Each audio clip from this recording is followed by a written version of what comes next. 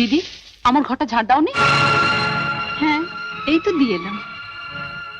কি হয়েছে মেজ বউ? দেখুন না মা, যেই আমি একটু বাথরুমে গেছি অমনি সুযোগ বুঝে আমার ঘরটাতে ঝাঁটা বুলিয়ে পালিয়ে এসেছে। ছি ছি ছি, এ খুব অন্যায়। কিন্তু আমি তো ভালো করে। আমি কি মিথ্যে বলছি? লতু, তুমি দেখবে চলো, ওটাকে কি ঝাঁট দেওয়া বলে? আমাকে দেখাতে হবে না, আমি জানি। কদিন আগে আমার ঝিটা আসেনি, ওকে কটা কই মাছ কাটতে দিয়েছিলাম, তার আঁশটা পর্যন্ত ছাড়াইনি। এত বড় ফাঁকিবাজ। মা দেখুন, আমার রোজ রোজ এই খিটিমিটি ভালো লাগে না।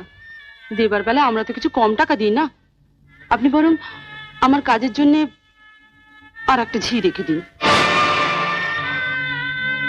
কেন? ও থাকতে আরেকটা ঝি রাখবো কেন? ও তাহলে সারাদিন কি করবে? বসে বসে গিলবে?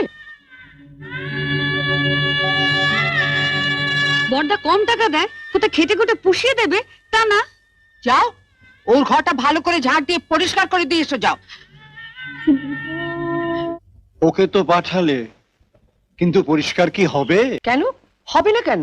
ঝাড় দিলে তো ঘরের ময়লা সাফ হবে, কিন্তু তোমার মেজে বউয়ের মনে যে ময়লা জমেছে, শতবার ঝাড় দিলে তো সে ময়লা সাফ হবে না, যদি না ওকে ঝেঁটিয়ে বার করে দেওয়া হয়। আজ আসুক আপনার মেজর ছেলে, আসুক।